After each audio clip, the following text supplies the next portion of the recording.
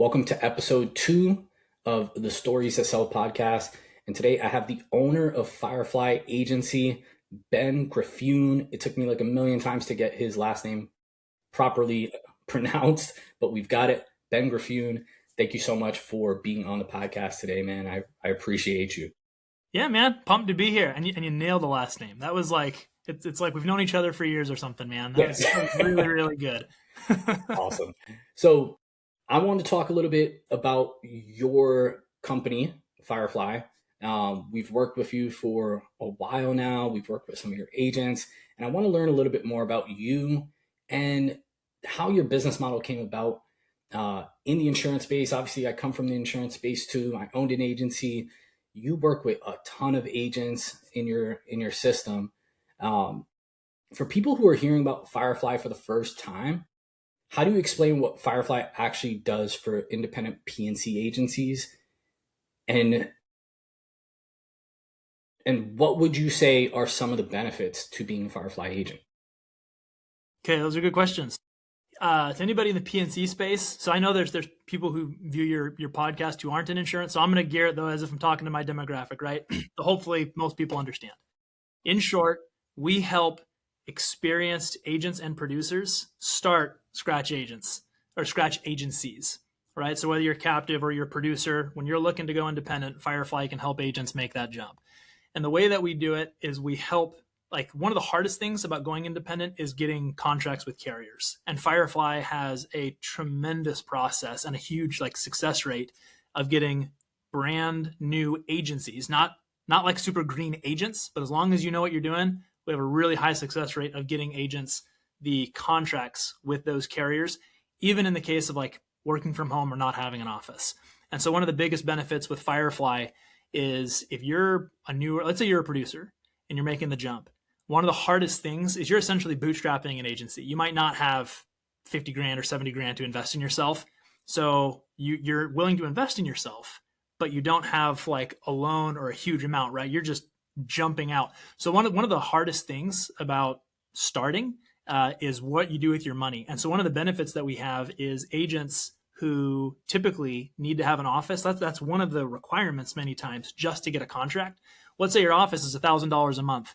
If you're an agent and you're trying to get off the ground and you could take $1,000 a month and have a brick and mortar store, or work from home and take that $1,000 a month and put it into Facebook ads, right? Or let's say your budget is $2,000, right? Would you rather have that split between your office, or would you rather be able to invest all of that into advertising dollars? And so Firefly offers not only the tools like the carriers and the technology to help an agent get off the ground, but we do it in a pretty economical way so that agents are able to invest more in themselves rather than having to superficially open an agency in order to qualify for certain requirements. That's awesome, man, because there's not a lot of aggregators. There's not a lot of franchises that gear towards that demographic of agents who want to make the jump, but maybe bootstrap, they need to bootstrap it. They can't get the loan. Getting a first-time loan is difficult unless you're purchasing a business. So, that's such an awesome model. And I think that is exactly why you guys are having the success that you guys are having. Now, you've helped hundreds of agents. How many agents are in the Firefly system currently? So overall, I would say roughly 500. Wow. Okay. I didn't know it was that many. I thought you were in the 200s. So 500. Wow. All right. So you've helped over 500 agencies, or scratch agencies, secure thousands of carrier appointments across those 500 agents. What would you say originally made you dedicate your career to wanting to help agents rather than just kind of doing what most people do, which is just build an agency for yourself? That's a really fun question. So just to give a little bit of background on myself, I'm not one of the founders of Firefly.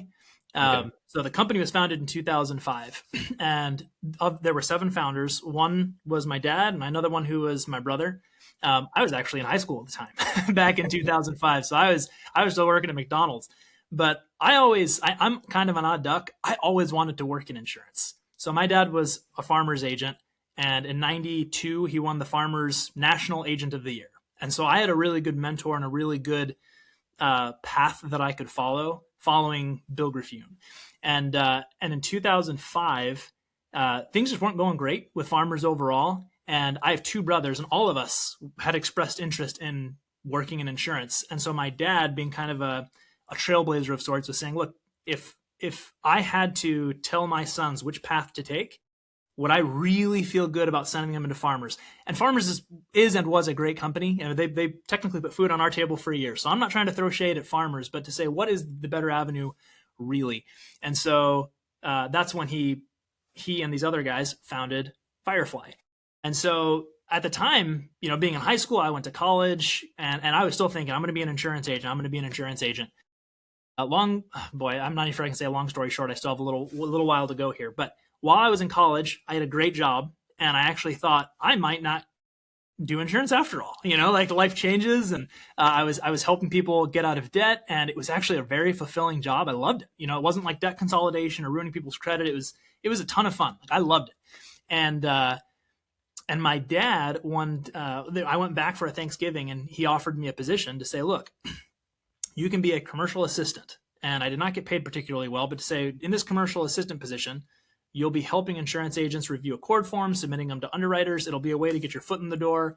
I'll be able to oversee what you're doing. So as you have questions, I can help explain it. And while you're doing that on like a part-time basis, you can also grow your own agency. So as somebody who, right out of college, I didn't have a ton of money, talk about bootstrapping, I was thinking, well, this is a way that I can get most of my bills paid for, and then I can have the potential to grow an agency. And so I had a fun opportunity where I could see like the inner workings of an agency network, like working with Firefly and also growing my own agency. And both of them were really fun. The difficulty is, anybody who's listening, if you try to do two businesses at the same time, it's like you're unable to give 100% to both. And so my agency wasn't really doing great. And I also wasn't doing particularly great for Firefly. And I was doing like what was adequate. But after working and kind of towing the line for 2 years, I was thinking, what do I really want to do here? And where am I getting more personal enjoyment? And I think that if I'd crushed it as an agency owner, if I'd been able to say like, let's get some marketing dollars in there, but I didn't have money to invest in myself. And in our family's agency, it was you eat what you kill. We didn't have marketing dollars. We weren't buying leads or anything like that. I was trying to generate leads through realtors and so forth. And it was fun, but I wasn't able to grow it fast enough to say in 5 years, if I really invest in myself here, am I going to be where I want to be? And I think I could have. Like, I really think that I could have done well as an agency owner. But on the flip side, I saw what was happening at Firefly, and I had I was much more passionate about that. I liked working with agents, and I enjoyed talking to them about where do they want to be in 5 years, and what hurdles are they currently facing, and how can we help them grow. And so between the two, I personally felt like I enjoy this more, and I can see where it's going. And so I really want to get in on this. And so that's I want to make sure I answer the question. What was the question? Because I think it was kind of like, how did you? No, the question is, so what made you dedicate like to helping agents as opposed to just building one for yourself? Okay, perfect. And so for me, it was like the personal experience that I had done both. And I think both are really cool opportunities. But when I kind of went down to it, and I was really pondering on it and thinking deeply about it and feeling like I believe that there is a higher ceiling and I enjoy it more. Right? I like the pure business side of things and talking to agents. Whereas being an agent, like, it's really fun and you love your clients, but like sometimes your clients don't recognize what you're doing as a business owner, and they might not respect your time, or like when people don't answer the call, like they set up an appointment, they don't show up, you're giving them a quote, they don't respond to your proposal. Whereas with agents, it's just more professional. And so frequently, if an agent doesn't work with me, I'd have to stop you there. If I had $1 for every time an agent filled out a form requesting a date, and then they don't email, text, or show up to the appointment they request, I'd have a lot more money than I have now. Well, so actually, just genuine curiosity, because you've been on the agency side as well. Do you feel like your show up rate is lower at ClickRush than it was at Allstate?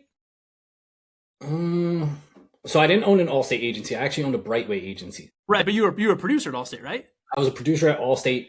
What I would say is as a marketing agency owner,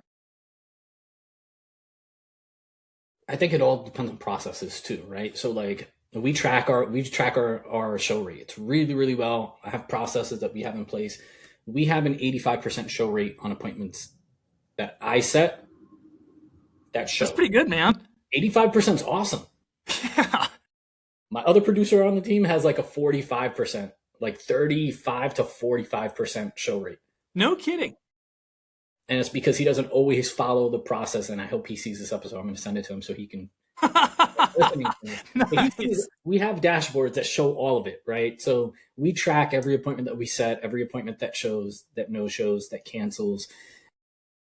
And so when you stray off the process, obviously your show rates drop, which I think is kind of fitting for any kind of business, right? Like if you have processes that work, use it.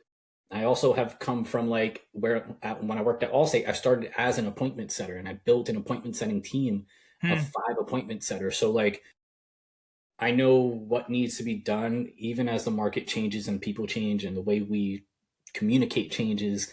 But yeah, I mean, even with that, like it's still a ton of people, you know, a ton of agents specifically that they don't respond to texts, they don't respond to emails, they don't answer their phone calls. If I had $1 for every time an agent put their business number and I call their number 5 times and it's like, we're on break. We're, you know, straight to voicemail. It's like, how do you operate a business like that? Totally true. And I'm not trying to say that they answer their phone all the time, but Yeah. I feel like the people who reach out to Firefly, you know, it's like a lot of times they have like that entrepreneurial fire. And I would also say when agents do sign up with Firefly, it's so satisfying to see them get off the ground. Like, here's a great example. We had a guy just start in January, 2 months ago. Okay. And he's already at like, just in personal lines, he's like at 200,000 in premium. That's incredible. You know, so like, I am so pumped for that guy. And so like with insureds and clients, you'd love to see them covered. And if you do business policies, it's like, yeah, I helped this guy really cover his business. And I'm grateful to say I never had like huge claims where it was like, whew, thank heavens that they had me as their agent, you know? So like the satisfaction, it was, I was really good at, I feel, targeting coverage with clients, but there is something super satisfying about helping people accomplish dreams as opposed to like protecting their assets and their dreams. So I really enjoy it. So it's not just the show up rates, because I get ghosted as well, right? Like I'm not trying to say it's 100% because it's not. But it's just the overall process. Like I really, really enjoy what I do. Yeah, that's awesome, man. So, all right. So here's a question that I came up with because this is something that I actually talk about with agents a lot. And I'm curious to see what your thought process is on it.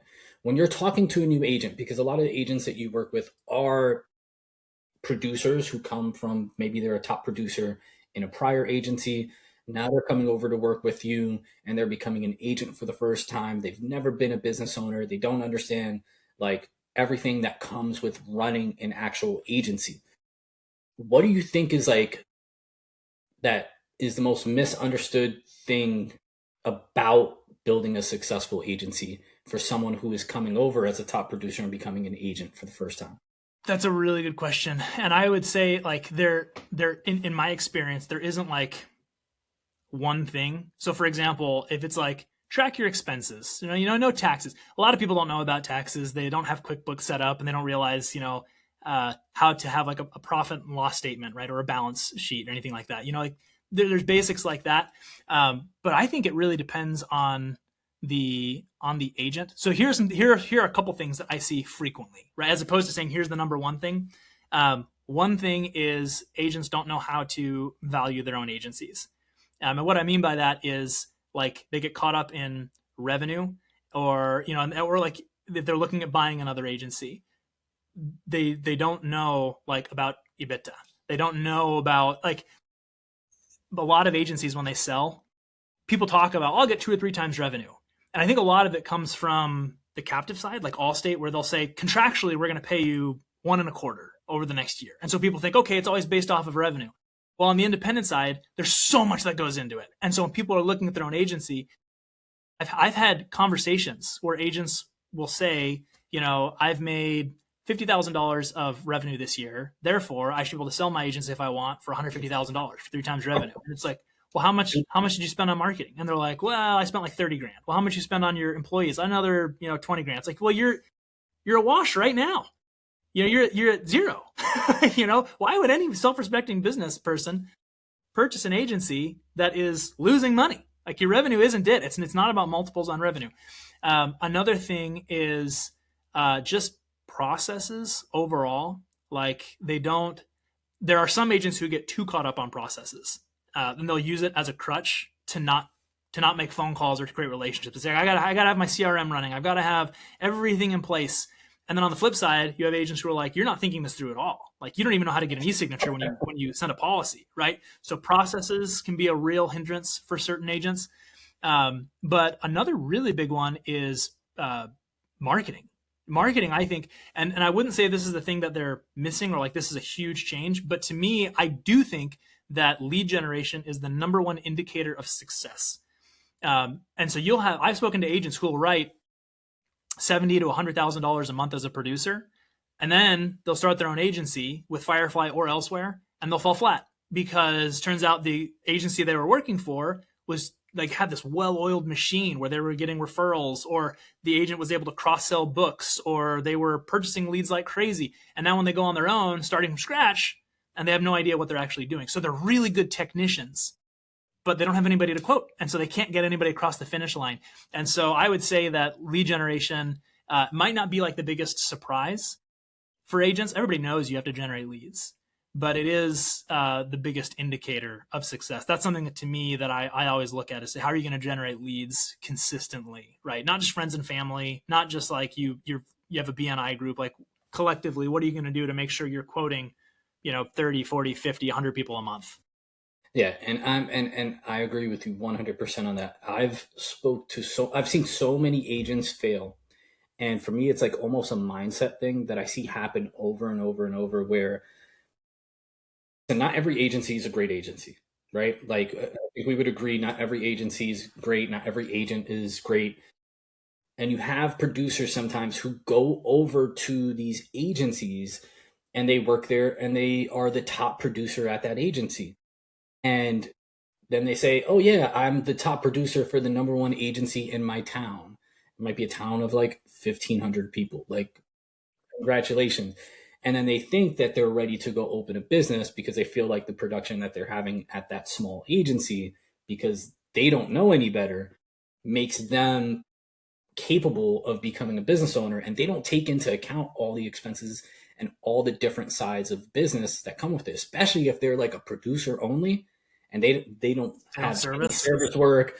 They've never marketed before. They've never done any of that. And then they're blessed with an agency who actually provides leads, even if they're just like data leads or age leads that have been sitting in the system. At least that information's already there. And then they open up an agency, and they're out of the agency business within 12 months because they're like, I didn't have the money to start an agency. The service work bogged me down. I wasn't writing enough business to keep up and grow. And I see that happen so often where it's like, I think they underestimate all the cost and all the processes, as you said, that go into actually building an agency. I'll give an example. I have a guy, very good friend of mine. He's no longer in insurance, which kind of perfectly sums up this conversation. But he worked with me at one of the largest Allstate agencies in the country. He was a very good producer there. Not the top producer, but very, very good, very consistent. This is an agency spending $50,000 plus a month on leads, plus hundreds of thousands of leads already sitting in the CRM, plus a whole team of telemarketers live transferring those leads to the agents live. A machine. Very, very well. I mean, it's an $80 million plus agency, like a very, very well-oiled machine. And this was his first time in insurance.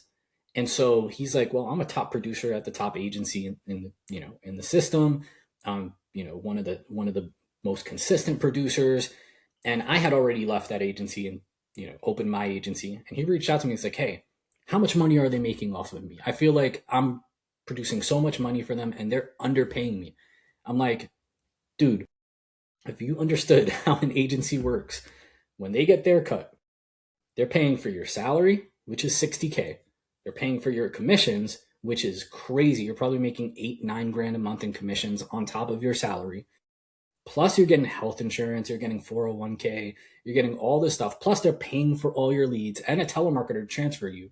And you don't have to do any service work. Yeah. They're losing money on you. They're making money if they hit their bonus at the end of the year.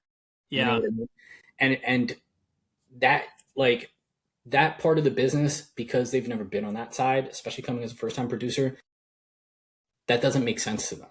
It doesn't make sense until you're the one that's in it and you realize how many expenses there are that are Yep. tied to writing a singular line of business. And so after he left, then he realized, oh, yeah, that makes perfect sense. They're losing money on me, but the business is so big they can afford to pay me more to continue building. Yeah, that's like my thing. I just think that there's so many agents who, if they're just a little bit better educated on what it takes to actually run a business, they'd be a little bit better prepared going into opening an agency, and we'd have way higher success rates. But you specifically have a business that's tied to, like, first time, like, high producers who are coming into agency ownership for the first time. And so you have systems and processes kind of in place to help with that. So I think that's awesome, because, there are not a lot of agents who have that for them to get Yeah. set up for success. No, it's a cool offer that we have for sure. At least I think so. Yeah, no, definitely. I haven't seen one company that, like, that's their target market and they do really well with. So what you guys are doing is incredible, because there's a lot of people who should be opening agencies and maybe haven't. So all right. So has there been like a season during your journey where you feel like you had to rethink how you sold or led or communicated, with, like, whether it's a franchisee or with your team internally? And tell me about that. What did it teach you about yourself? Okay, so let me rephrase the question to make sure I answer this one correct. I can dive right in. Okay? So, is there something that forced me to, like, rethink the way that I sell or communicate, both to potential clients and internally, and what did I learn from that? Okay, awesome. So the answer is yes, absolutely. Let me start with clients. So I got onto the recruiting side, like the marketing and agency reps and so forth. I got into that in 2016. Firefly at the time was only bringing on, like, if you go back to 2013, 2014, 2015, we were only bringing on like 3 agents a year, and that's not super sustainable. Like, you gotta be growing. And so my brother and I, we kind of took over the recruiting efforts within Firefly, and all we did was straight up cold call. Right. And so we were calling all state agents and farmers and saying, hey, you ever want to start an insurance agency? Let us know. And we just following up with people. And we managed to grow by 11 agents that year, which, looking back on it, and also if there's any other agency networks watching, not awesome. I recognize that, not amazing. But compared to like the 3 we got the previous year, I felt like a rock star. My brother and I were crushing it. It was a lot of fun. But one thing that really changed was in 2018. Okay, so another brother went to a conference and listened to a guy named Marcus Sheridan, and he has a book called They Ask You Answer. Great book and really good principles. You're nodding your head. Are you familiar with They Ask You Answer? I've heard of it. I'm familiar with Marcus Sheridan as well. Yeah. Okay. Great. Super good dude, by the way. And so one thing that really changed in how we approached it was it used to be that when we were talking to an agent, and I think this is, or at least was, pretty industry standard, right? Agency networks and agencies, we all have sharp elbows. They're all good people, but we don't want anybody playing in our sandbox. And so frequently when you're talking and researching who you're going to work with, the first thing they do is have you sign an NDA. They won't disclose anything. No fees, no commission splits, no carriers, right? You got to sign this NDA before you get anything. And so we followed that same pattern. And then They Ask You Answer, it was like, just put it out there, right? The reality is your competitors know. Other agents are telling them a little bit. Nobody's dumb. Secrets get out, and so why hold it back? You're acting secretive to stop your competitors from knowing, but they already know. So what's the downside of just telling people? And so we became way more transparent about how we communicate with clients, right? And so we would never beat around the bush. If somebody asks us how much we cost, boom, we would tell them what the upfront fee was. We would tell them what the commission split was, and that helped a lot. Like, it helped. It did a lot of good for us. And there were some changes that we made in our drip campaigns and our marketing efforts that also reflected that. And so as a strategy, or at least as a philosophy within the company, to say, how do we recruit, right? It really became more about, let's just address truths as they are. And if an agent decides they're not a fit for us, that's okay. They're not a fit. That's okay. And if they are a fit, then they'll be able to know before they even reached us. And so one of the things that he talks about is, as a client is doing research, like 70% of their research and marketing, or their market research, is done before they pick up the phone and call you. And I think that's true for insurance agents as well, right? People are getting quotes online before they ever pick up the phone and call their local agent. And so you're already, competing, and you might not even know it. And so the more information you have out there, including social media videos, I'd say that's, for the record, I'm going to go off on a tangent here. If you're a local insurance agent, you're trying to grow and you're bootstrapped, one of the best things you can do is do a video, post that thing on social media, let the algorithm work its magic, and just put out tons of content. And don't be like boring, right? Put out some personal content, but share wins, share about how you saved somebody money, or they had a gap in coverage and how you helped them, right? And then it'll help your local reputation, and boom, you can really start growth for something that is completely free. And, Gary Vaynerchuk has all sorts of stuff on there. Alex Hormozy, I would totally recommend you listen to him if you haven't already, to any agents or business owners. It's something that we should all be taking advantage of.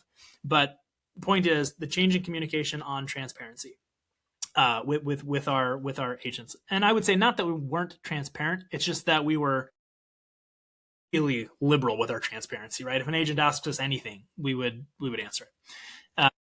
Second thing, as far as internally, when this is kind of around the same time, 2018, 2019, Firefly really started to grow. And as we brought on more team members, we would do surveys, and we've been asking the team, how are things going? Where do you find strengths? Where do you find weaknesses? And between like 2018 and 2017 and 2020, as we did these surveys, our biggest weakness was communication, which blew our minds as owners, because it's like, we're not holding anything back. Like, ask us anything and we'll answer. And, we're trying to empower you guys and let you, grow the company with us, and really making the Firefly culture and team really wonderful. And I remember in 2020, so we'd put like 2 years of effort into communicating more internally to Firefly's team. And we did another survey in 2020, and the number one weakness, communication. And it was like, what is going on? I'm back. Nice. Good work. Sorry about that. Oh, it's still recording, so that's great. Yeah. Technical difficulties. Wi-Fi in my house went out. Just a side note, I was actually in my office this morning, and recording was set for 11 a.m. It was 10:15, and I was in my office, and the Wi-Fi in my office went out. And I'm about 30 minutes from my house. So I was like, oh, I got to get up out of here. I got to pack it up and go home. Jeez, dude. Wi-Fi goes out here too. What's going on in Florida, dude? Florida, man. That's Florida. But sorry about that. All right. No, you're totally good. So we can pick it right back up. This actually happened at a good time, because I just finished like the communication with clients, and I was talking about 2020, right? So in 2020, our weakness internally was still communication. Is that about where you got lost out when we were talking about employees and our weakness? Okay, great. Yeah. So we did another survey in 2020 after working on communication for 2 years. And the survey showed that Firefly's internal weakness, our biggest weakness, was still. And it was like mind blowing. It's like, what do we need to do? How do we change this? And so we made some really what we consider to be big changes. We had we were having daily meetings, because part of the effort back in 2018 was like, well, let's meet daily. Every morning we're going to meet daily. If you have any issues that need help, bring them up. We'll make sure that you get the help that you need. If you have any questions about the company, we'll answer those questions. And so we took it a step further. And so every morning when we start as a company, you have each department that meets from 9 to 9:15. And we go over metrics, and we go over what we're working on that day and any sort of hurdles or barriers that we're having to help you accomplish your job. And then at usually 9:20 to 9:25, we meet as a company and say, okay, based on your first level of meetings, bringing it to the next one, are there any hurdles that we need to discuss interdepartmentally to make sure that we can keep everything moving forward. And then we also include weekly one-on-ones with every employee. So each owner is like a department head right now. And so I have two agency reps under me. And so every week I'll have a chance to chat with them and say, how are things going? Are you satisfied with your job? Here's the goals that you have for the next 6 months. Where are you at with those? What can I do to help you get there? And then we also have a meeting every 6 months where it's me and an HR person and that same employee going over those goals and giving them opportunity to express whatever they want. And what's been really great is with the more frequent contact, people ask us questions, and it's a little more private, right? Because it's like built in. Every week you can have this conversation, and our communication problems went way down, which was so satisfying because it's been such a weakness. And I'm sure if you ask our teammates, they'll say, look, is it perfect? No. But boy, they make an effort to communicate better. And so that was a really big one. And so like how it changed me personally, in both cases, it has to do with communication. There's like the ability to cascade information internally or give people what they're really looking for. And with agents, what was really nice is I feel like I've gotten pretty good at like, you can answer a question in two ways. You can literally answer their question. But one of the most important things is when someone asks a question like, what is the commission split? To be like, okay, well, here's the commission split. But I think what you really want to know is how much can you make, right? So let's talk about that. So you know what our split is. I've answered your question. Let's figure out how much can you actually make with Firefly, right? And then we'll dive into that. And so really diving into the crux of what are you wanting to know, right? Like how does ownership in your book work? How does, like people ask about fees if they have to leave or monthly fees, right? And so we'll dive into that and we'll say, here's the answer. Now let's really dive into this. What are you actually getting at? Because a lot of times it's not about the cost. It's about the value that you're getting, right? Like what are you getting for the stuff that you're giving Firefly? And so, making sure that you're answering the appropriate question has been really, really beneficial for me. And then as an internal team, one of the biggest lessons is over communicating, which has been tremendously helpful because as we're moving into a business world where you're dealing with AI and you're dealing with VAs, most companies are dealing with VAs in some form or fashion, like assistants who are not in the office at all, right? And oftentimes they're across oceans, doing work for you. And in both cases, you have to be able to like, and the same for AI, you need to be able to be so clear on what you want and the questions that you're asking and what does done look like to say, if you do these things, here's the end result. Here's the steps that I'd like you to get there. So to me, one of the lessons is over communication is oftentimes barely sufficient for what other people are expecting for communication. Now it's different than micromanagement. I'm not saying that you should, like for regular teammates, you should not dictate, here's exactly what you should be doing on every single little thing, unless you should make sure you have your SOPs and so forth, but don't micromanage, but you need to over communicate culture. You need to over communicate expectations and what you want to accomplish as a company and where you want these people to go. So over communication is something that honestly we're still working on. Like I feel like we communicate a lot and we still have a ways to go.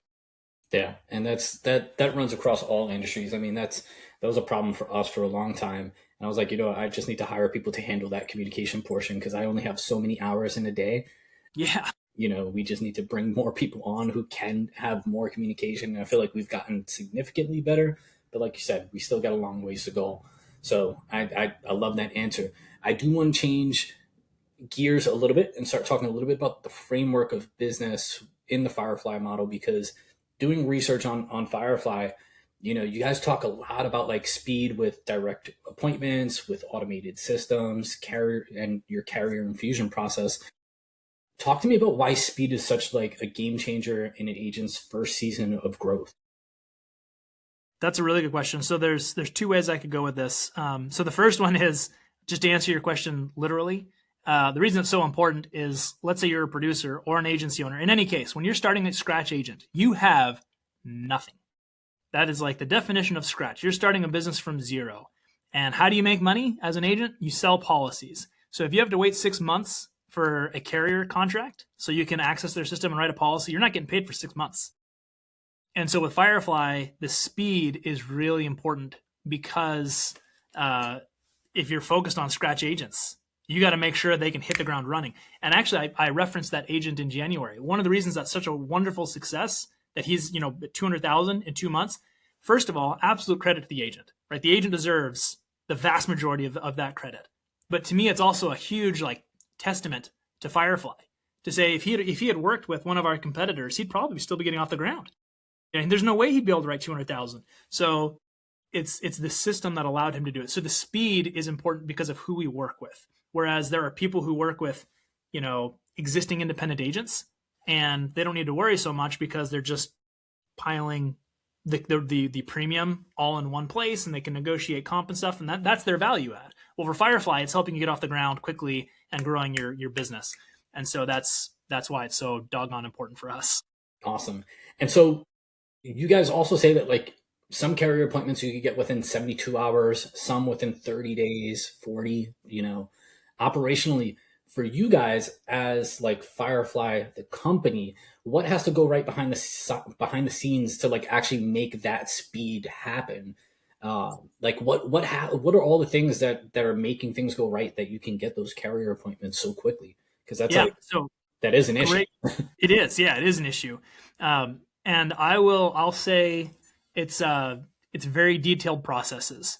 So in order to have a really good process, it helps to have done it many, many, many times. And so like I mentioned on a Facebook post, and you even mentioned at the beginning of this interview, Firefly has gotten thousands of appointments for agents. And so we know what forms do we need, who do we send them to, how often do we need to follow up, we know what is the average time to get appointed with carriers by state. And so we know our metrics pretty darn well there. And so when you have a lot of repetition, it allows you to not only create a clear process, but that's where you can get into automation and say, okay, we know this so well that if we have a system that we can have this just, get stuff sent out really quickly, then we're in business. And so Firefly has an entire system in place with automations where when an agent fills out the contract with Firefly, within a couple days, actually, honestly, most of the time, it's either same day or next day. We've already got stuff submitted to the carriers, and there are some carriers that'll turn around same. I mean, we have a carrier that oftentimes will appoint the agent the next day, and not like Access. They're in the system. They have a user login. They'll have a code. They can get in there and they can write their policies. They're not doing it through Firefly. They have that arrangement. And so to answer your question, and I think this is relevant to many businesses and many industries. When you have processes that are important, and honestly, even if they're frequent and repetitive, and when I say repetitive, it's the same thing every time, that's where you can write out what is the process, and frequently you can automate it, which increases the capacity of your team. And so it's a huge process, but right now, our team is, I think, quite efficient. We don't have some massive team behind the scenes who's running it. We have a couple people, and they are processing appointments not only for new agencies, but when they have producers, right? They're having to process appointments for producers. And so it's every day we're doing these sorts of appointments. And if we didn't have the automations in place, my goodness, it'd be a bear. It'd be a lot of work.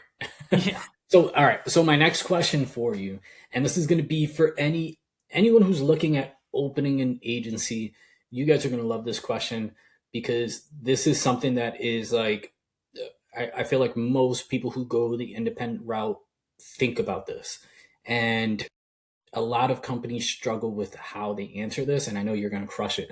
So I'm happy to ask this question. Boy, no pressure. No, well, I mean, this question is actually rooted from something you guys actually mentioned. So I know you're going to crush it. Firefly as a company highlights that agents can quote, you can bind, you can have service and carriers direct without the middleman.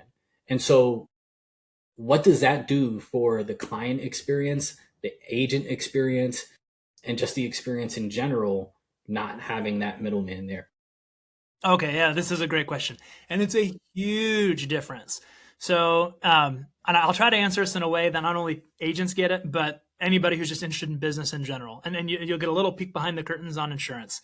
So there's two different, there's more than two, but really there's two basic ways that an insurance agent can get access to carriers. The first one, and it's very, very common, it's called a broker arrangement, where let's say Victor is my broker. He has access to Travelers and Progressive and everybody, and I don't. I don't have the contracts. And if he's a broker, then I can say, hey, Victor, I need a quote for my client. Will you, run a quote for me? Here's their information. Then you say, yep, I'll do it.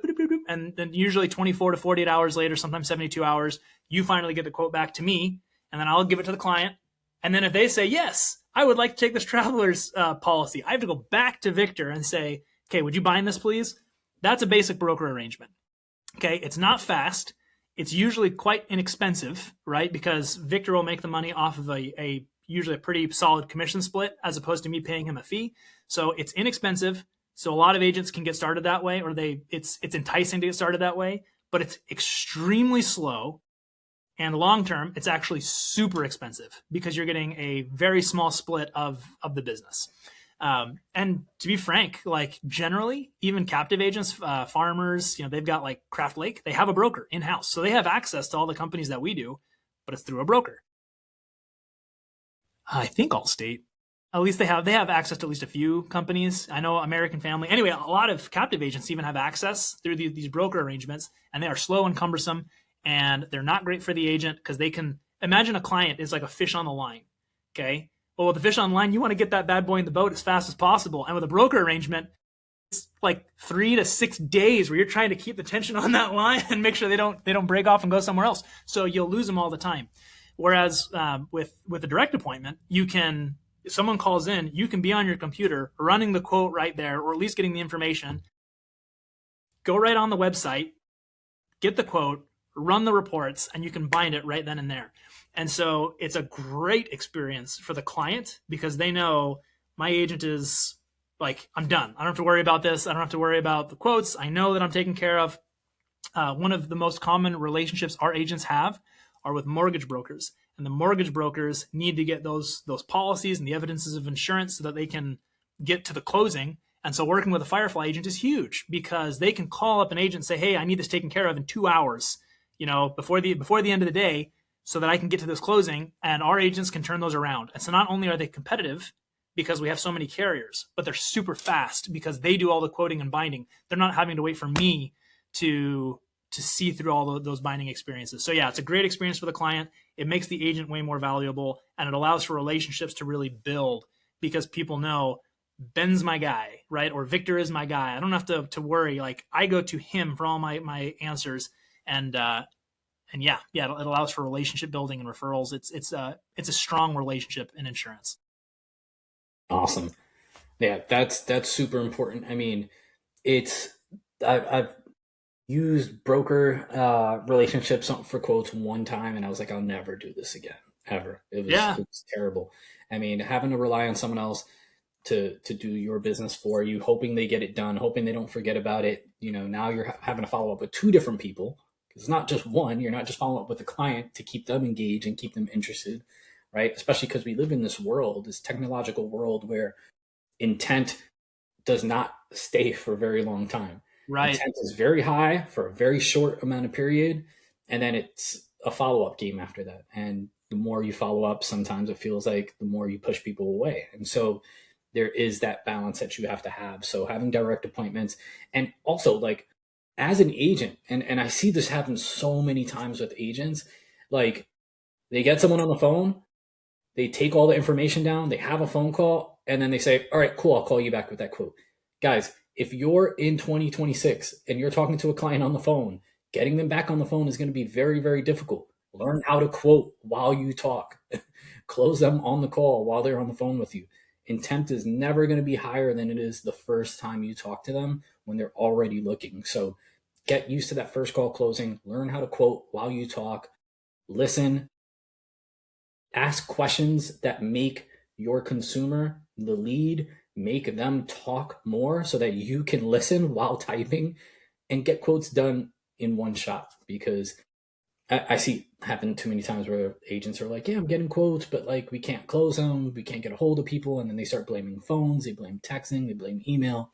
They blame spam, all this stuff. It's like, dude, if you had them on the phone and you didn't close them, that's on you.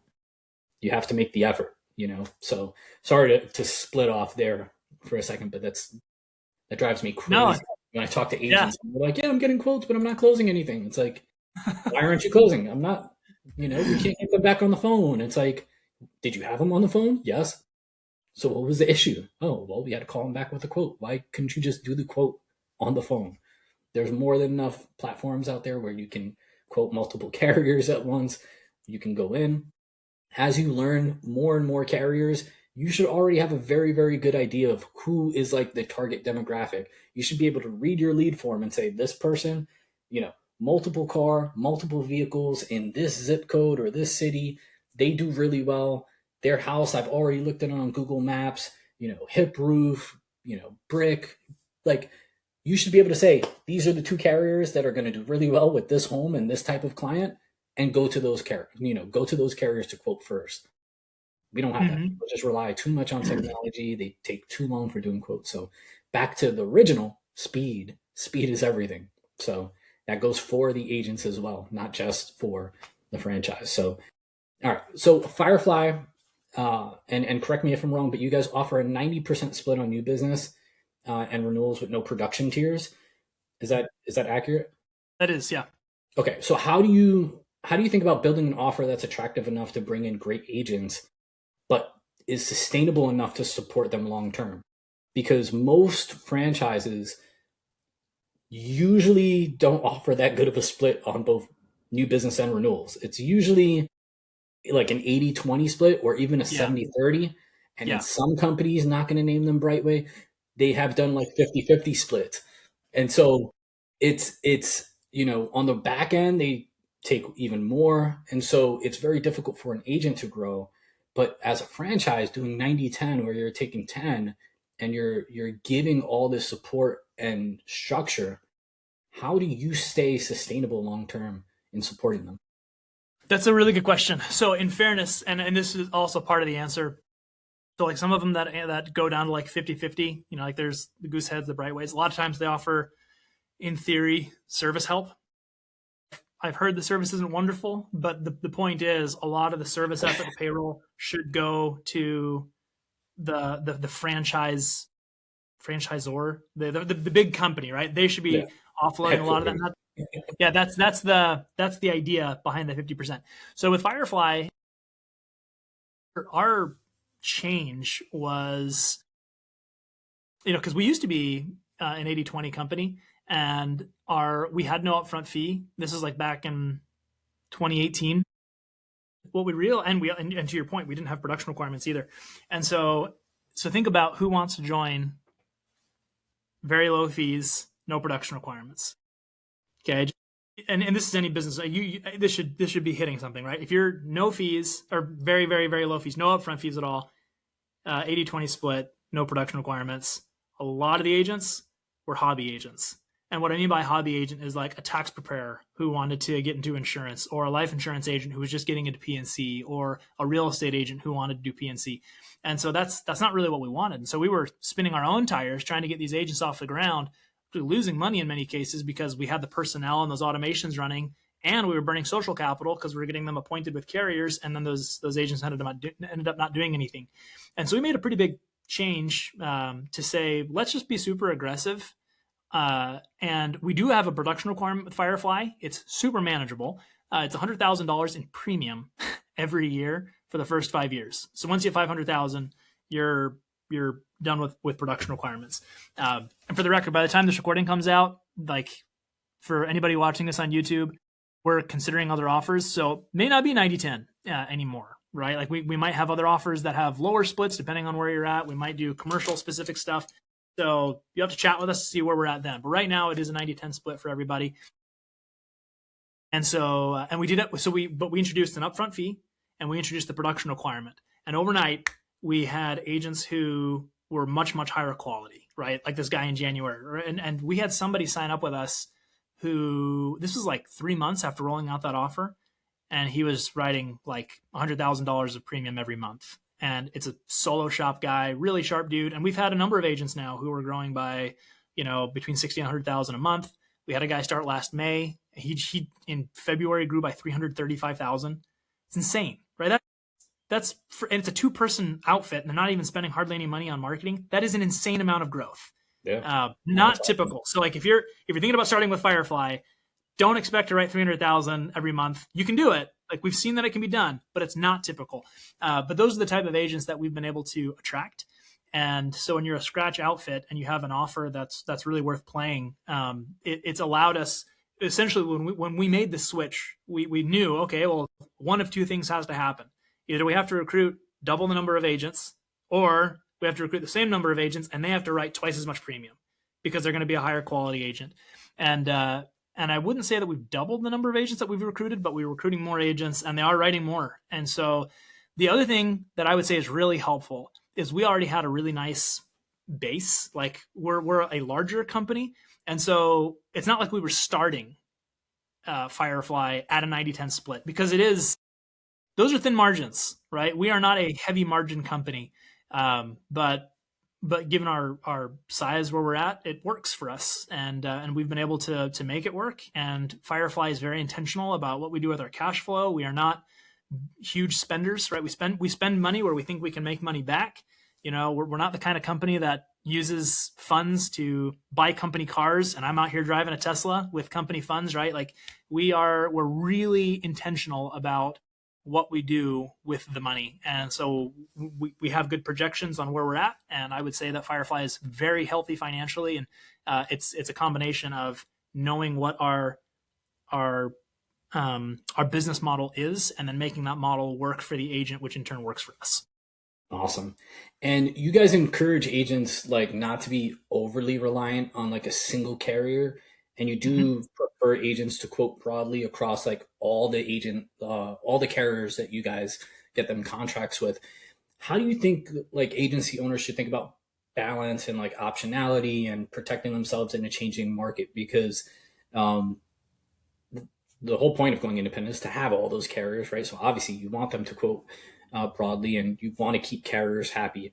But how do you go about that with teaching agents balance, especially if they're coming from a captive where it's like, horse blinders on and they know one thing and that's kind of it? Yeah. So for us, it's one of the relationship builders with carriers. And so we tell agents, look, there's multiple reasons that you should quote a bunch of carriers, like use them, right? And see who is the most competitive for your client. Now, in cases you just mentioned, like if you get somebody on the phone and you know where they should go, that's okay. You could if they're going to go with Progressive or Geico, put them with Progressive or Geico, right? Like you don't need to quote them with Travelers if it's a monoline auto. Like you put them where they belong. But in many cases, like I said, our agents work with mortgage brokers, and so they're not one call closes. And those are the exact type of clients you say, no, put those through the rater, and two really good things will happen. First, you'll get the most competitive rate. Now, we do not sell on rate. We tell our agents, focus on coverage, but get the best rate for that coverage. Okay, so if you sell strictly on price, you're going to lose to price. And so make sure that you ask these questions, like, you have a business that you're running from home? Do you have a company car? Do you have any jewelry, right? Any custom items that you need to have covered covered specifically. And so we do sell on coverage, but it'll help you get the best rate, which just naturally helps your agency. And the second thing is actually, I guess there's another one that I just thought of, but the second one is that it helps with carrier relationships. And what I mean by that is, let's say that Safeco is super strong in your area, right? Or Travelers or Progressive, whoever it is, doesn't really matter. But let's say that you have a carrier that's really strong in your area, and so you're naturally writing a lot of business with them. That's no problem. But in a normal relationship, you are at risk of losing your bottom carriers. Okay, so let's say that Safeco is really competitive and Travelers isn't. Okay, so you write a lot with Safeco. If you're writing nothing with Travelers, then Travelers is going to say, "Hey, what the heck, pal? You have this contract. We're spending money getting you appointed with the state, and you're not writing any business with us. What's going on?" And so we're able to say, "Look, hold on. In their area right now, we've run 1,000 quotes." And just happens that Travelers isn't competitive. So is there something about their client that you don't want?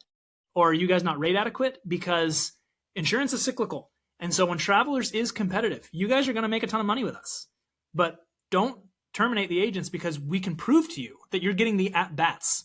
You're just not hitting the strike zone the right way. So just stay with us and make it work. And so the quoting is actually quite a strong relationship builder for those carriers. And then the last thing that occurs to me is it does prevent agents from falling in love with a specific carrier. And I think this kind of gets back to your original question, is like, in this market, how does that help? Well, especially if you go back to like the hard market, people were taking 20, 30% increases. And if you had an agent that was super heavy in a specific carrier and that carrier takes 30%, your book's in turmoil. You're going to be spending your whole day rewriting these policies, and you're going to be terrified that you might lose a bunch of the clients, and your revenue is just going to tank. Well, if you have it spread over 15 carriers and one carrier takes 20%, no problem, right? You can focus on a smaller part of the book. And even if you lost half of that book, the other 14 are going to be just fine, right? So by spreading the love, it creates a very stable agency. Whereas when you get heavy with one carrier, heaven forbid, if something goes wrong there, I mean, you're a much less stable agency from a revenue standpoint, because you're at the mercy of that one or two carriers. Absolutely. And I can attest to that. I've seen when I owned my agency, I've seen agencies in that system, in the company I was with, who had, 10,000 clients, or more, with one home carrier in Florida. It's a big mistake. And then when that carrier pulled out of the state, they had to find, they had 30 days to move 12,000 clients, 10,000 clients, 2,000 clients, My gosh. a vast amount of people, to the point where it's like corporate would have to step in and say, we need to reallocate some of our people internally to help this one agency that's so large and has so many people with one carrier. And I've learned my lesson very quickly. Like, I have carriers I know are going to be around. I know are going to be good. We're going to build with those in the areas that they want to grow in. But like you said, like, the other part is like, it's also the data that they get back. Some of these carriers, like, they know they're not competitive, but they still want you to quote through it so that they can get the data back and give it back to their team and say, we're not good in this area. Maybe we should look into it.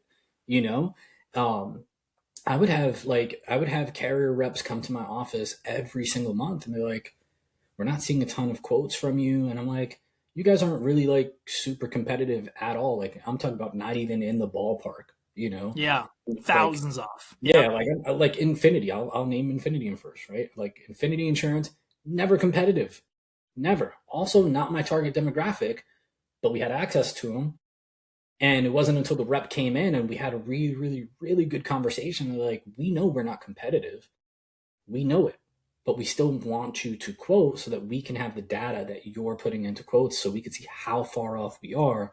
So when we do look for a season of growth, we know what areas we want to target. And we don't really know that unless we have that data that comes back that says, where are we, kind of competing? Maybe not the choice, but at least we're close enough that if we make maybe, a little bit of a jump on premium, we can be in the conversation. And so that's super important. The carriers, do Firefly agents have carrier reps usually stop into their offices? No, they don't. You guys, okay. So you guys are handling those, I'm assuming. So generally, okay. Yes. So that's even better. That's less work for them. But having those relationships mean everything. So that's awesome. Now, one of the things, like you said, one of the biggest things you evaluate in a potential agency partner is their marketing plan when they come in, right?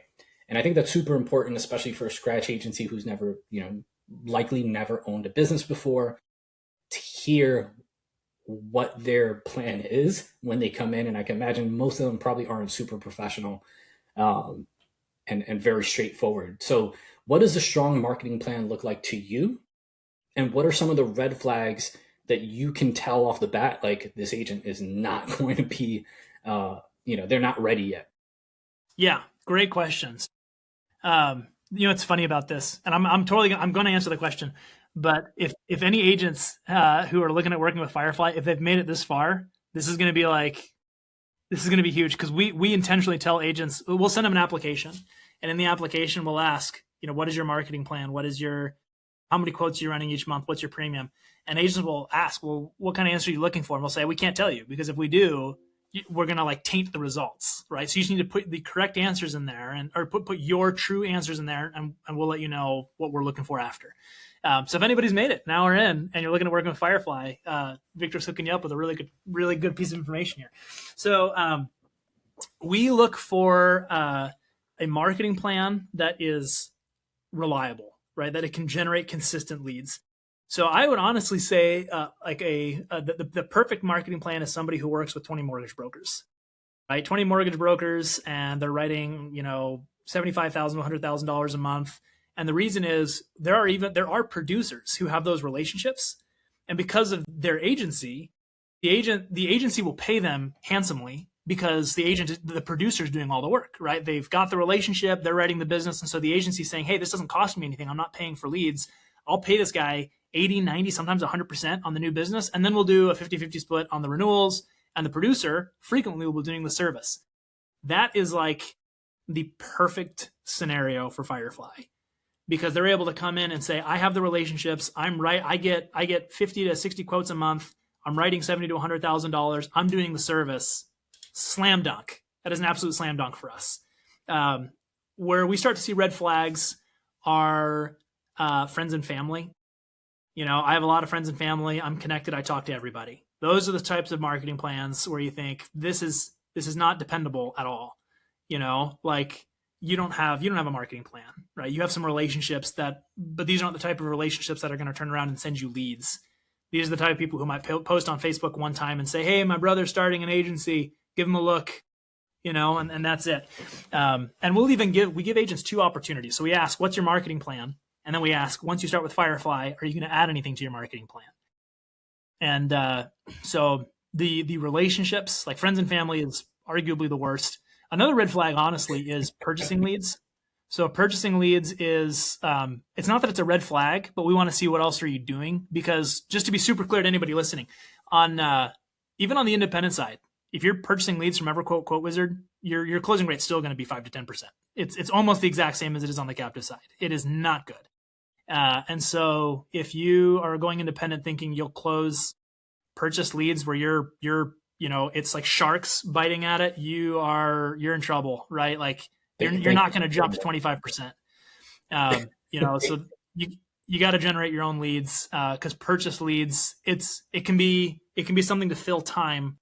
If you're saying I'll call 10 people a day in addition to building relationships with everybody else, that's okay. But if your main plan is purchase leads, not great. I agree 100%. Purchase leads should be a lever that you can pull.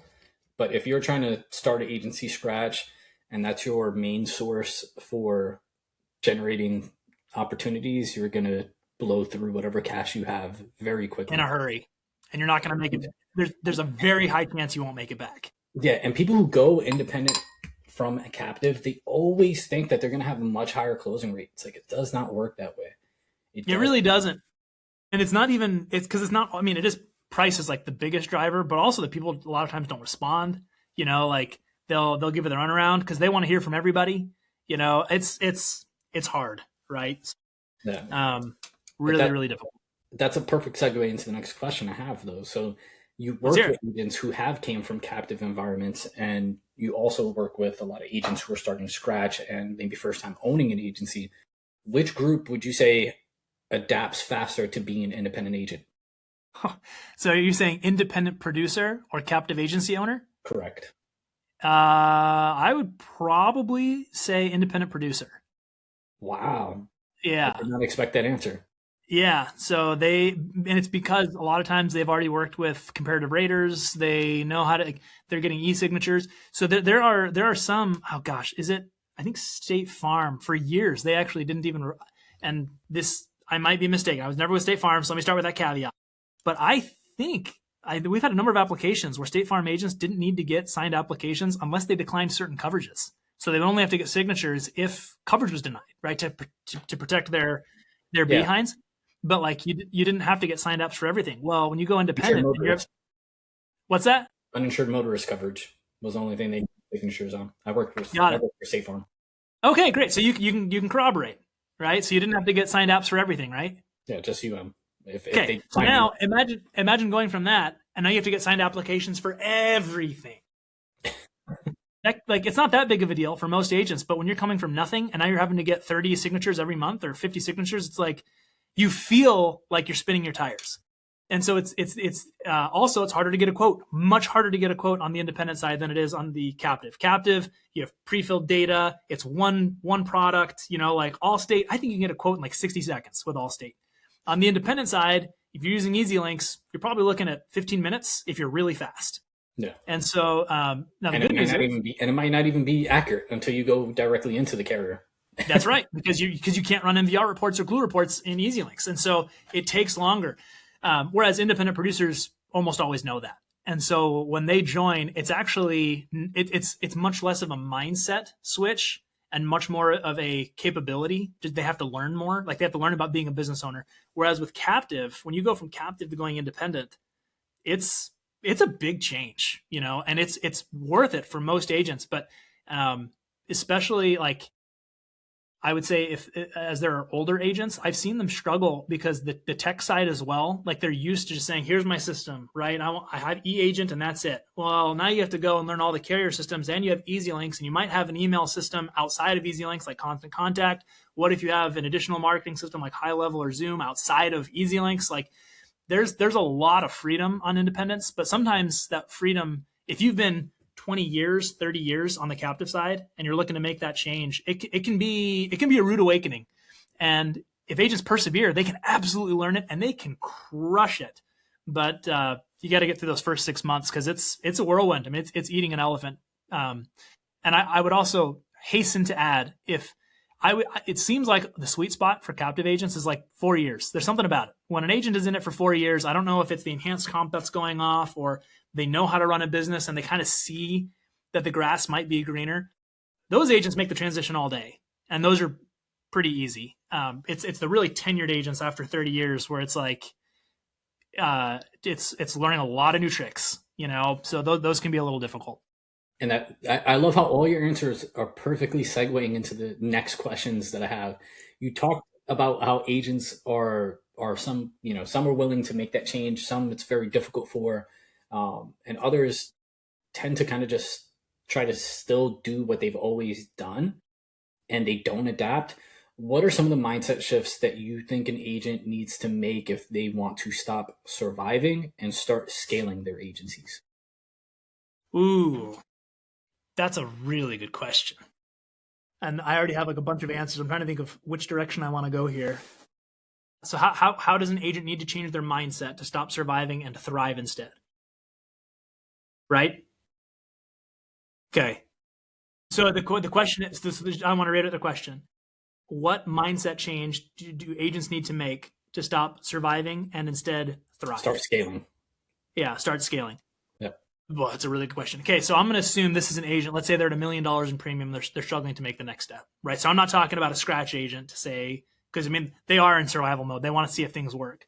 But when you get to $1 million or $2 million, that seems to be where agents are feeling like, okay, they're at this awkward phase where they are the main crux behind their agency. And if you hire somebody, let's say it's $50,000, well, now your revenue, right? You're already spending a ton of money and you have to take a step back in order to take a step forward. Here's, I guess, the main mindset that I would say is people often overestimate risk and underestimate opportunity. And I didn't say that. That's one of my favorite quotes from Jeff Bezos, right? So people overestimate risk and underestimate opportunity. And so if you feel like hiring somebody is the step that you need to take in order to grow, and you're thinking like, oh, I don't want to take the haircut on my personal revenue, well, then you've got a decision to make. Do you want to be where you're at? Like, where do you want to be in 5 years? Because if you want to keep making what you're currently making plus inflation, right? Because insurance policies keep going up, but you're going to be stuck unless you make a change, right? And you make a hire or you become more efficient. And so to me, that would be one of the top mindsets is don't let risk be the thing that runs you off. Because let's even use this as an example. Let's say you hire somebody and it doesn't work out and it doesn't help you scale. Worst case scenario, you fire them. Which is I don't want to say like it's a human being, right? You don't want to be so relaxed about it, but that's the worst case. It's a reality. Yeah, you fire them, your agency's still there. So what is really the risk? You're uncomfortable for 6 months to a year, or the opportunity is it allows you to really grow. And I'm not saying that hiring somebody is the way to go from 2 million to 3 million or 4 million, but maybe there's something to help you run more efficiently. And I guess here's what I would say, because I go to hiring, but the real thing is, as an agency owner, you need to stop being the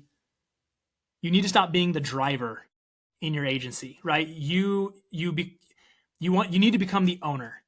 Okay, so whether it's hiring a producer or figuring out VAs or figuring out tech better, the point is you need to work on replacing yourself. If you can replace yourself as the agency owner, because when you're the agency owner and starting, you're wearing a ton of hats, right? You're the accountant, you're the producer, you're the service person, you're creating the relationships, you're doing everything. And you need to figure out how can you delegate those to somebody else so that you can do what's absolutely most valuable. I was recently talking to an agent who he's at $2 million and he's at the same spot. He's thinking, how do I grow? I need to hire somebody. And ultimately, what he's really good at is creating relationships with mortgage brokers. And that creates a ton of referrals. I mean, they're growing, and he's only 30 years old. He's got a $2 million agency. This guy is going to be just a genuine success. And so talking to him and saying, you need to get to the point where you're just growing these relationships, because that's what you enjoy and that's what you are uniquely good at. Everybody wants to work with mortgage brokers, and you figured it out. So go create more of these relationships and hire a producer to replace yourself. You don't even enjoy selling anymore. So have this guy sell, you create those relationships, and in 2 years, you're going to be way beyond. And so figure out what you can do to replace yourself. That would be my big thing. If you're looking to scale, right, you need to figure out how you can delegate, replace yourself, and do the things that you are uniquely good at. I agree wholeheartedly. I mean, every successful business owner I've ever spoken to over the last 10 years has said the same thing.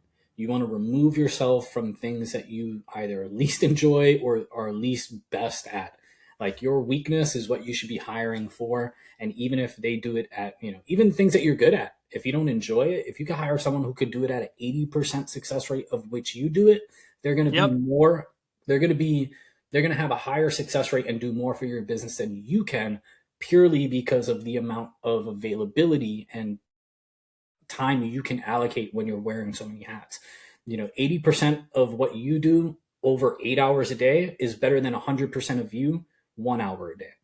Yeah. And so, yeah, definitely hiring someone and finding that ability to replace, kind of the things that you don't do well or don't want to do. I'm a business owner too, and I'm still in that same process too of like figuring out, okay, what's my next hire and why, and then going out and finding that person. So I love that. Now, Firefly, a lot of the content that you guys put out suggests that like you care a lot about like modern agency building. And so that's marketability, visibility, systems, technology. What do you think that a modern agency does different than the average agent? Good question. So I think a modern agent allows clients. So a modern agent allows a client to, buy how they want to buy, communicate how they want to communicate, and contact the agent the way that they want to contact them. So if a client wants to email, let them email. If they want to do Facebook, let them do Facebook. If they want to call you, let them call you. If they want to come into the office, if you have an office, you have to let them come into the office, which to me is my least favorite. I do love people, but it just takes so much time, so make sure you've got a good offensive lineman out there in the front office, so they don't just come in and scream away your whole day. Yeah. But if somebody wants to work online, if they don't want to work face to face, let them. Right? Don't be too proud and say, I need to have these relationships. So that's what we consider a modern agent to be, is to say using digital tools and operating in such a way that clients can work with that. It's so easy to work with that agent that it would be silly not to. It's a shorter answer. All right. So this is my last question I have for you before we end this here. Now, there is a human side to the work that you do that I think is super powerful. You get to celebrate agents who like hit milestones as an agency owner, both in like insurance and marketing. Like, you always want to be celebrated for the work that you do, the accomplishments that you make, and not always do agents or business owners get to be celebrated for hitting those milestones, which is super important. So when you're having agents who hit like the 1 million, the 5 million, the $10 million milestones, right? what has watching other people win taught you about like leadership, fulfillment, and legacy? And we'll end it on Oh that. man, that's a good one. Um, so let me start with a different story. I worked in college. So I worked at call centers in college because I knew I was going to be in sales, and I thought, what better way to learn about overcoming rejection and overcoming, objections and stuff than a call center. And I worked at a company. I don't think I get in trouble for naming it, but I'm not going to because I do respect the company in many ways. So the company offered drop shipping services, and so we were selling subscriptions. And for those of you who aren't aware, the way a drop shipper works is, let's say that I want to start an e-commerce business, but I don't have enough space to. Let's say I want to sell jewelry. Jewelry is a bad example. Let's say I want to sell. Jewelry's fine. Let's say I want to sell jewelry, but I don't have a place to stockpile and warehouse all the jewelry.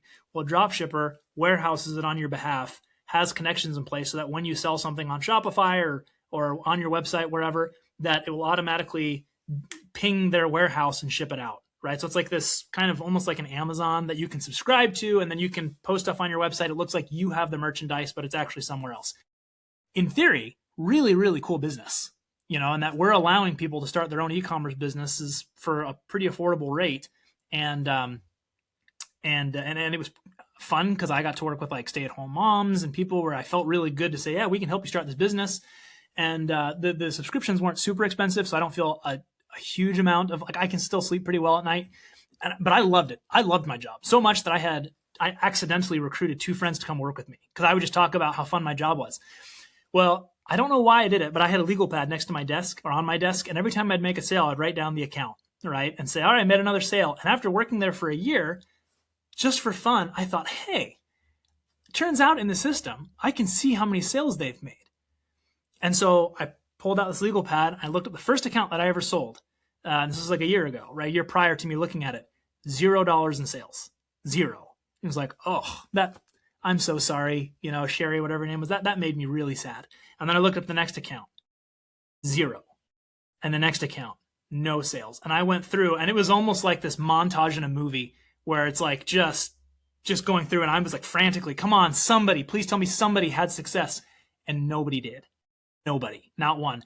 And in that moment, it was so fast where I had great satisfaction in my job working for what I thought was an honest company. They were on the Inc. 500. I mean, they were legit, right? And that night I went to bed thinking, I hate my job. I hate it. This is just terrible. And within 2 weeks I was gone. Like I couldn't handle it because I all of a sudden I felt like a shyster knowing that I was trying to sell. And it got to the point, Victor, like, sales really well. And so I was talking to people and it was like, hey, so I saw you're interested in this membership. And they were like, yeah, I'm really excited. It's like, have you really thought this through? Like, are you sure this is what you want to do with your time and money? And so like my sales tanked and like it was just terrible. So on the flip side, I think about where I'm at with Firefly and I just love it. That agents can we're very, very direct about what Firefly does and how our company does it.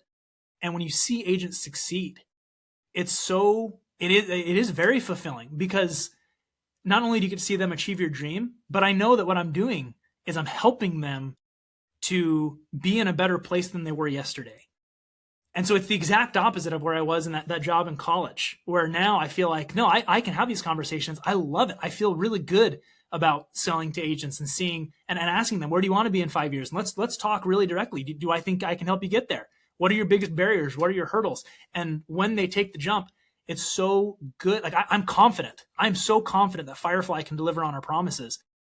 And so when I see those agents succeed, I don't want to say it's like I don't tear up or anything, but it really does add like you said, a sense of fulfillment where I feel great because I'm helping them achieve their dreams and we're all making money doing it. Like that is so wonderful. What an absolute blessing.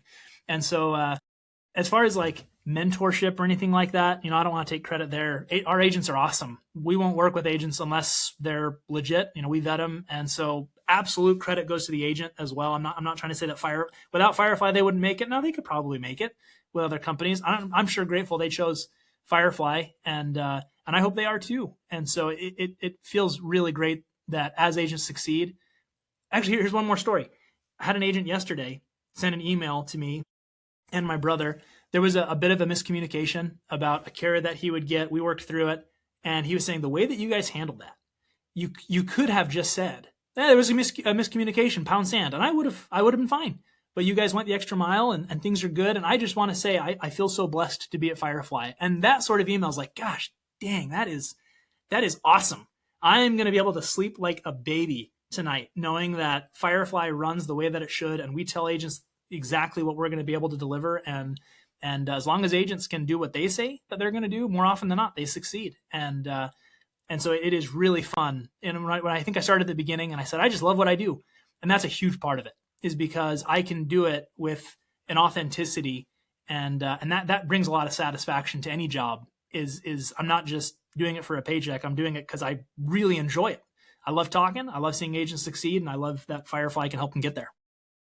I love that, man. And I got one last thing. And this is something that I actually do in like interviews. It's a little silly, but there's purpose behind it. What's your spirit animal? My spirit animal? Your spirit animal. Oh my gosh, dude, I've never thought of this. Boy, a spirit animal. You have to give me a second, because this is never a question I've been asked. I like to mix it up. What can I say? Yeah, no, that's good. That's good. What? Just out of curiosity, how fast do your other interviews answer this question? Do people have their spirit animal like on the top of their head? Yeah. What's your spirit animal? My spirit animal is a tiger.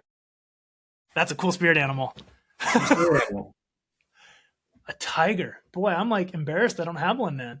Yeah. I feel like tigers kind of like, they hold their own. They're oh, yeah. About their peace, and they're about relaxation, but when they need to go out and do what they need to do, they do it. Yeah. Boy, this is a fun question. I'm sorry, Victor, I don't have one. Like, I have some that are going through my mind.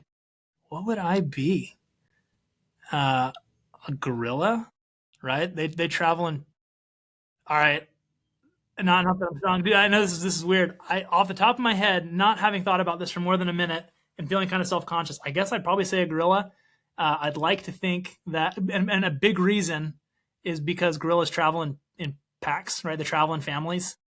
And I think I would like to think of myself as somebody who like prioritizes family over anything else. And so people might see him as powerful. And I'm not saying I'm powerful, right? Most people watching this podcast don't even know who I am, right? So, and I'm totally comfortable with that. But we do pretty well, and I'm very grateful for that. But at the end of the day, nothing is more important to me than family. And so I suppose, like you got the gorilla who he's going to protect his and take care of him. So I guess off the cuff, I'll go with the silverback. That's how you do it right there. And I love asking that question because, and I do this in like sales interviews all the time. Like that's a must-have question because it gives you insights into how people view themselves. And you'd be surprised at like some of the answers that you get. I had a girl once who, God bless her, she came in for a sales interview for a sales job, and she said that hers was like a goldfish or something. I'm like, you're not going to cut it, and that was like you are not hired. I'm sorry, I can't have a goldfish. Like short attention span, not aggressive. Like you do not view yourself in a positive manner. I could respect a gorilla.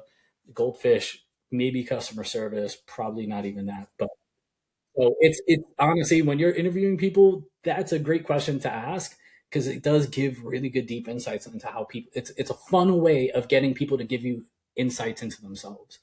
I'm gonna start asking people like we have quarterlies with Firefly. We get together in person. I'm gonna ask some of our teammates and say, what's your spirit animal? Because that is that, and then to say, like, well, why? Like why is that your spirit animal? That's a very clever way to get some people to like. Self-diagnose. Really cool, man. Very. I've never been asked that. Yeah, and I guarantee you're going to notice that your higher performers are going to have a very certain set of spirit animals that are very closely aligned, and your lower performers are probably going to be around the same type of spirit animals. It's very interesting when you start looking at it. When very interesting. Keep track of it. What about a gorilla? Would you hire a gorilla? You'll absolutely hire a gorilla. Any type of aggressive, strong animal.